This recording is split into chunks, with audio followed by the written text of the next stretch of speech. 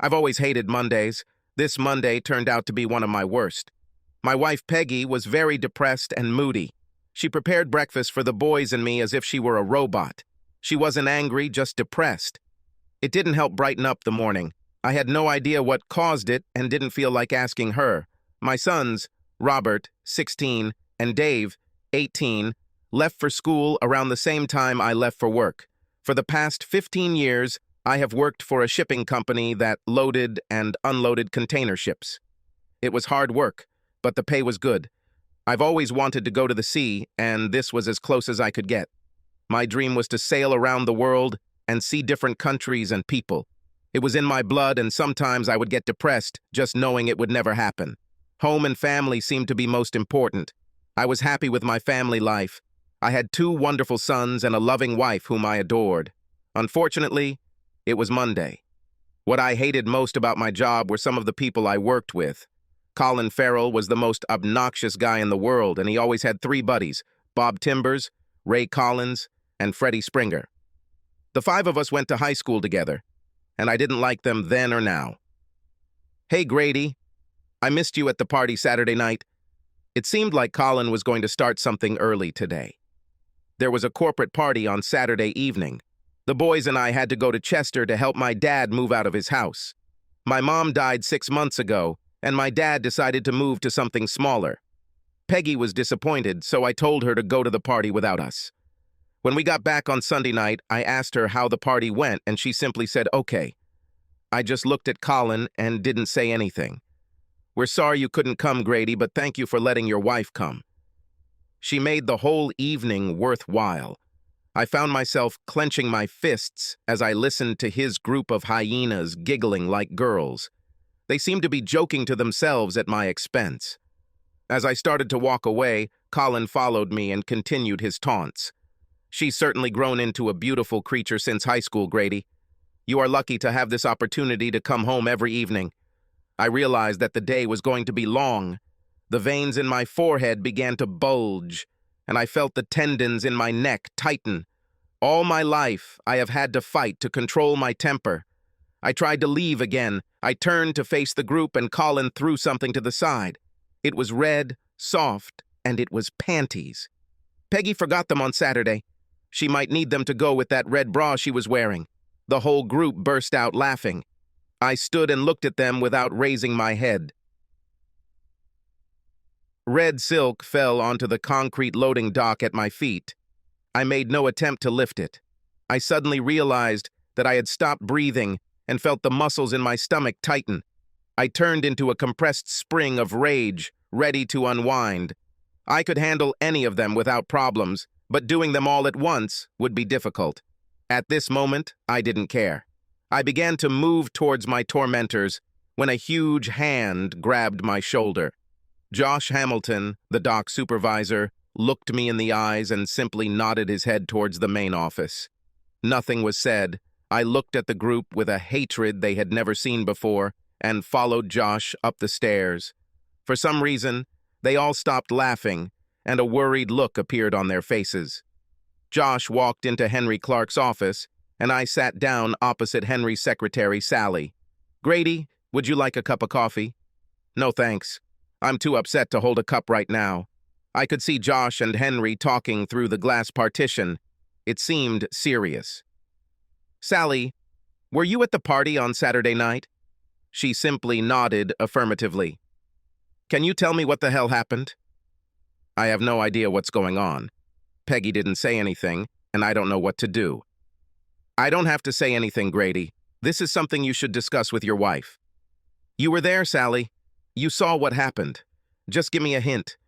Sally was rummaging through some papers on her desk, trying to figure out how she could get out of talking to me.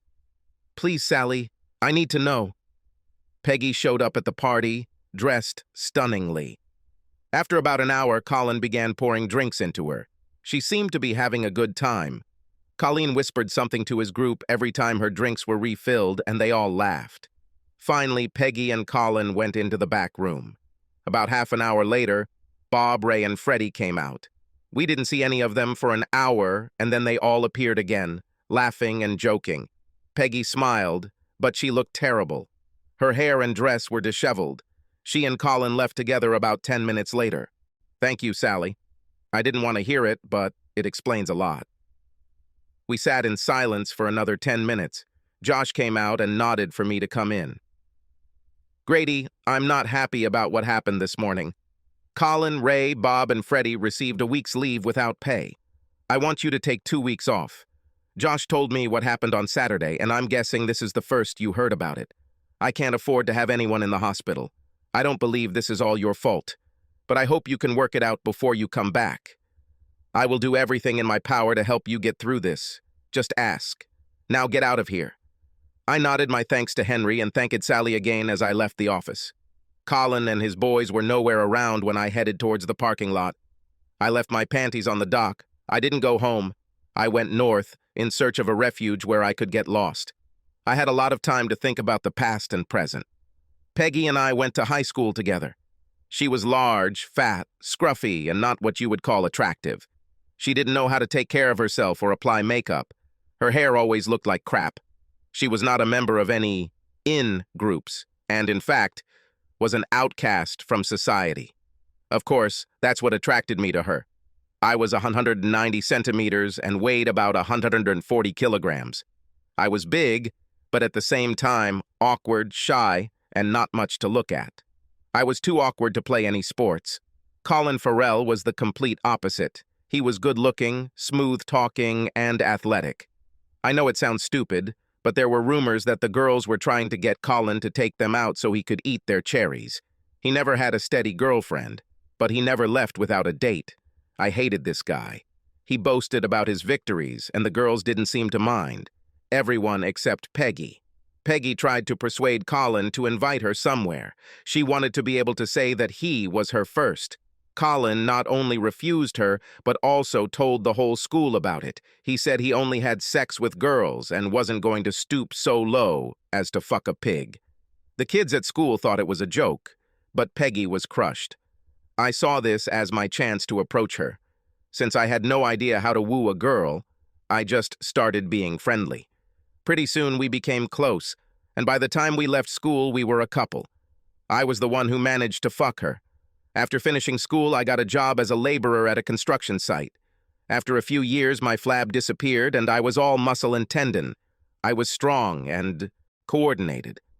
It was nice to stop being a running joke. Peggy and I got married a year later. Robert and Dave were born very close to each other, and soon after Peggy began working out at the gym next door. The transformation was amazing. Somewhere along the way, she learned how to style her hair, apply the right amount of makeup, and dress to kill. She looked good, and I was proud to have her as my wife. I loved her when she was a frog, and my reward was a princess.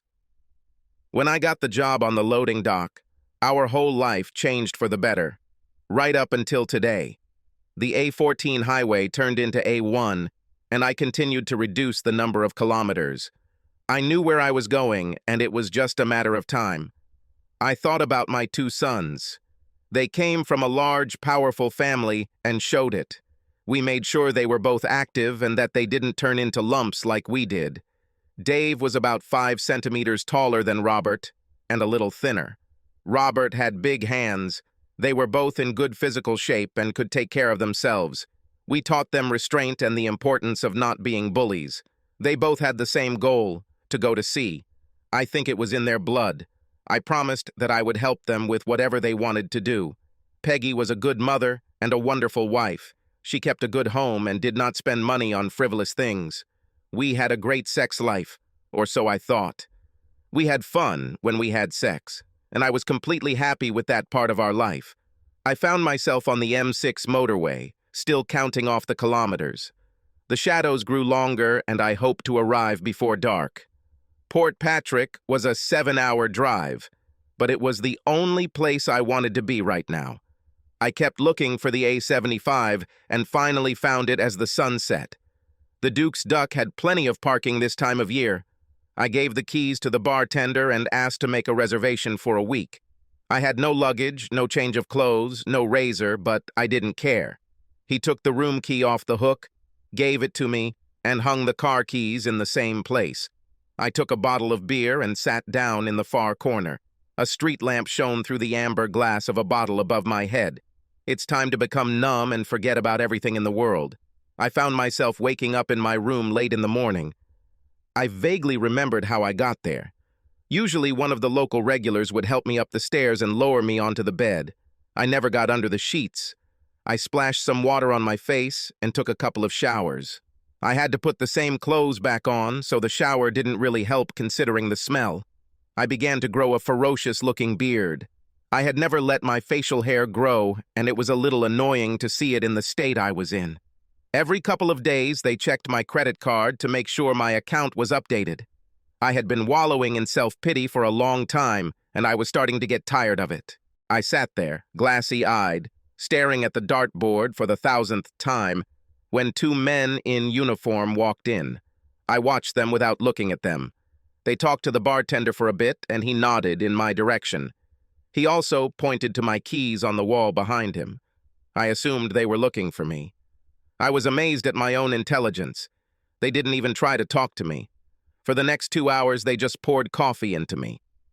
Grady Baxter, do you think you can talk to us? Did I do something wrong? We just need to talk. Are you ready? Can we go outside?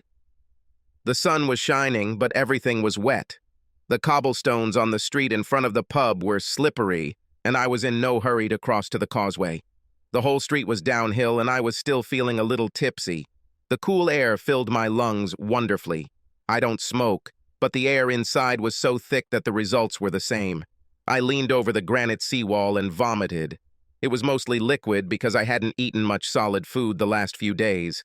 My head began to clear, as did my eyes. My two companions waited patiently for me to come to my senses. I was beginning to feel responsible for causing them so much trouble.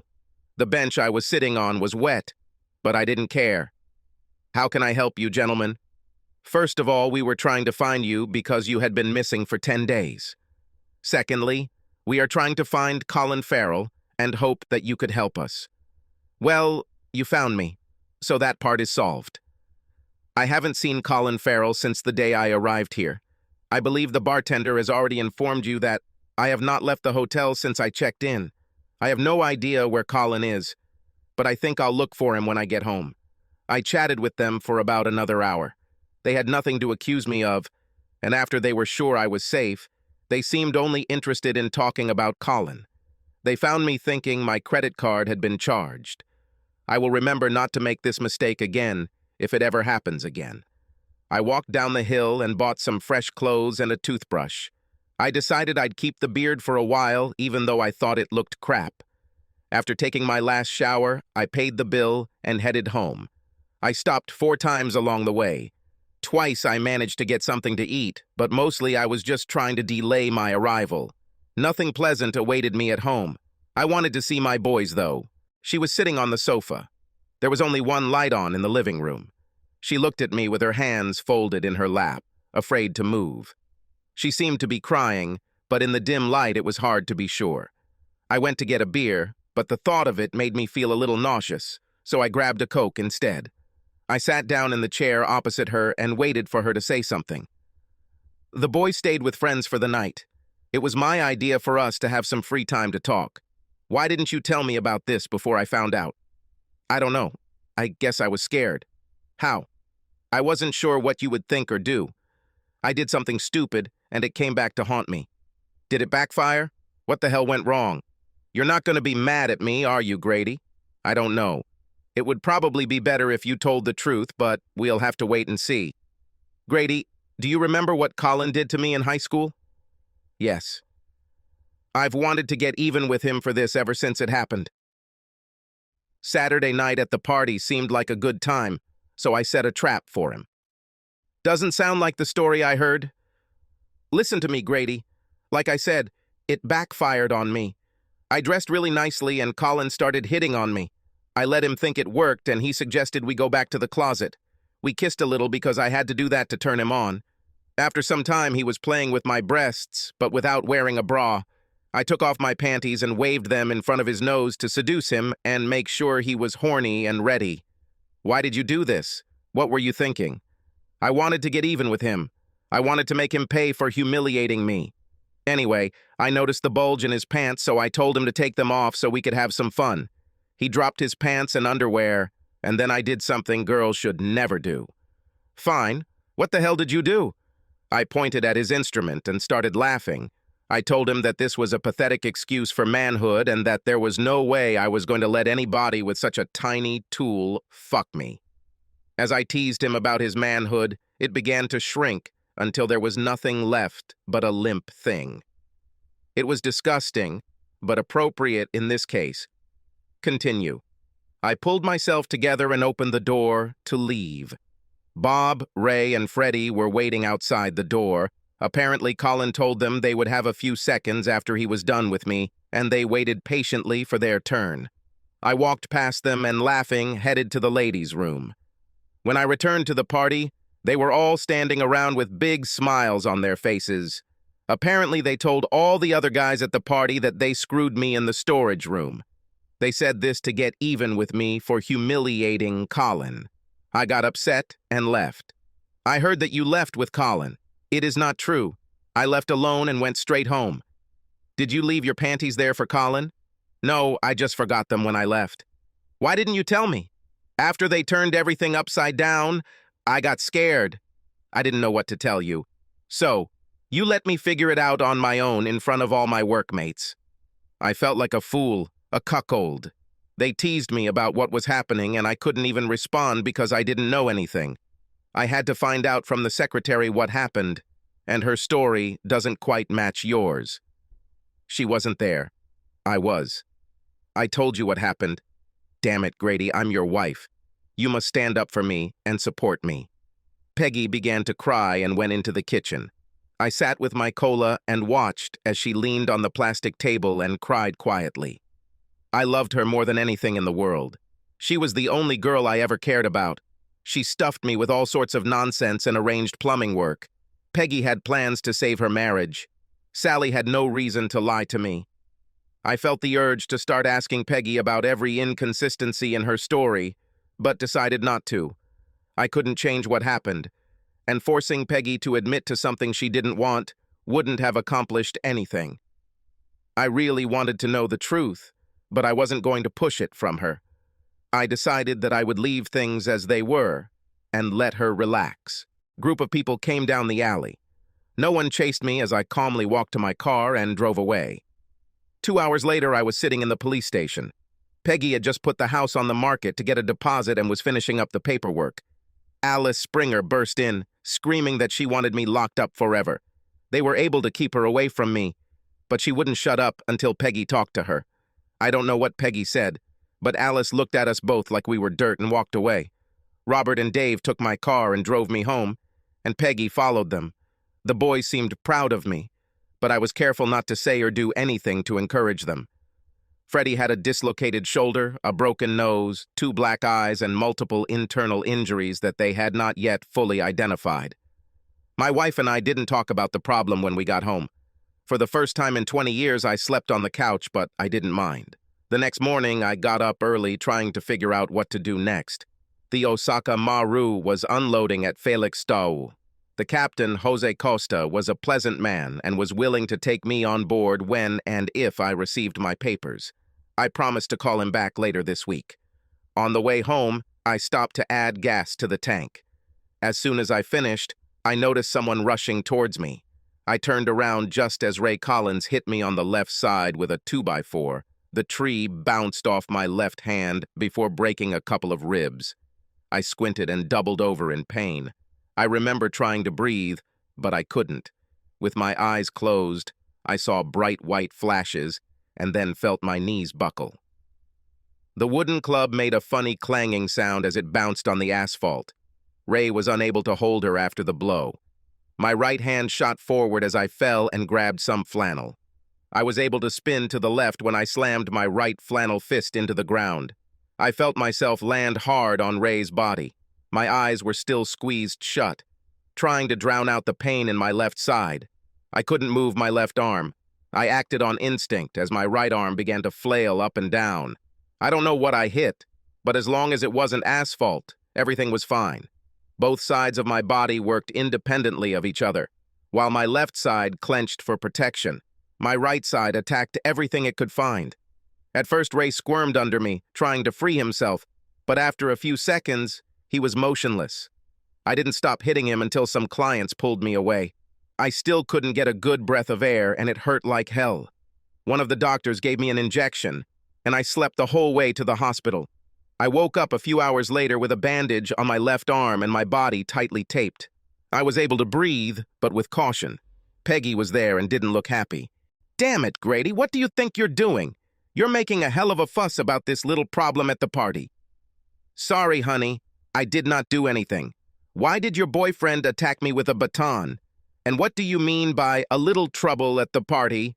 Either I will get a better explanation of what happened that Saturday, or I will continue to talk to people." "You're not talking. You hunt them down and beat them up." I smiled broadly at her. "Why would I want to do something like that? Stop acting like a bully and stop calling them my boyfriends." Peggy walked out the door just as the doctor entered. I was more bruised than broken. Ray swung that tree around like a little boy. My arm just hurt, and the cracks in my ribs were superficial. I only had pain and breathing problems from the fall. Early the next morning, Robert and Dave came and picked me up. They were grinning from ear to ear, and I told them to stop it. Ray, on the other hand, was in bad shape. He will eat through a straw for about a month until his jaw heals, and it will be at least a week until the swelling on his face goes down. Of course, all the hits were accidental, because at that moment, I had no idea why I was hitting. No charges were brought against me because several people testified that Ray attacked me first. I had to call into work and take another week off, this time due to illness.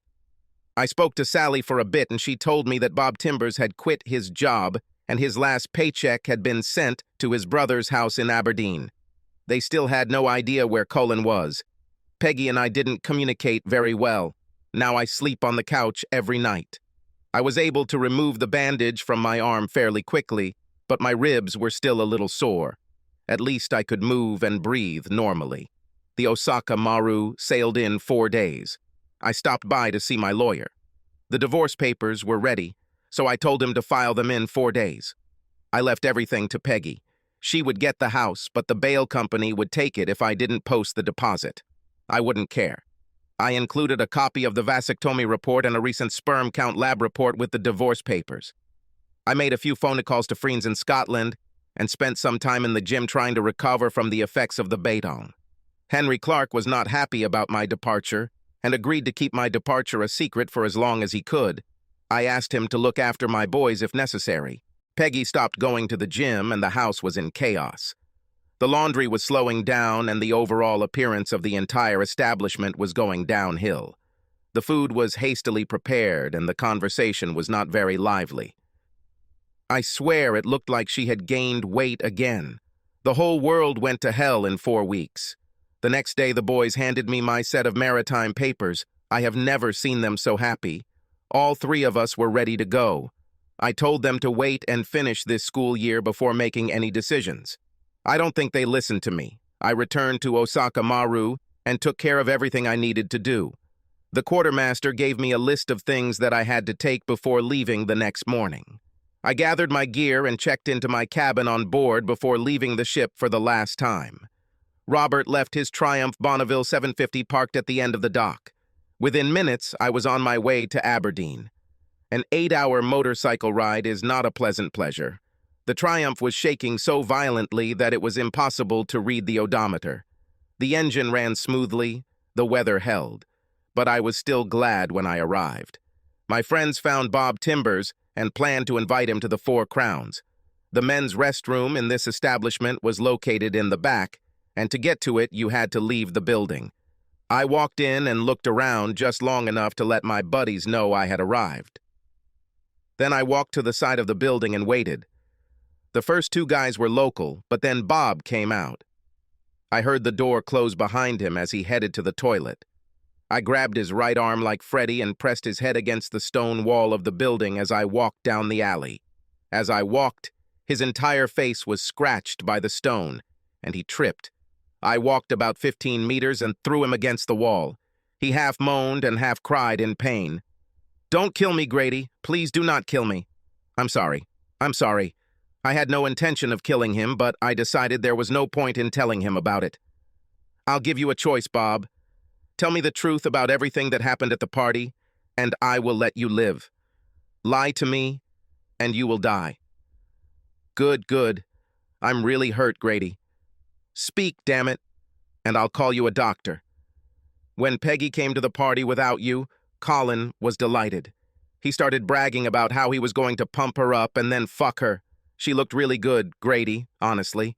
She was dressed up and looked like she wanted to have fun. Colin started loading her up with drinks and told us we could fuck her. "I just wanted to let you know that Robert and Dave Baxter are not on board the Tanaka Maru bound for Cape Town." We both smiled. I always wanted to be a sailor.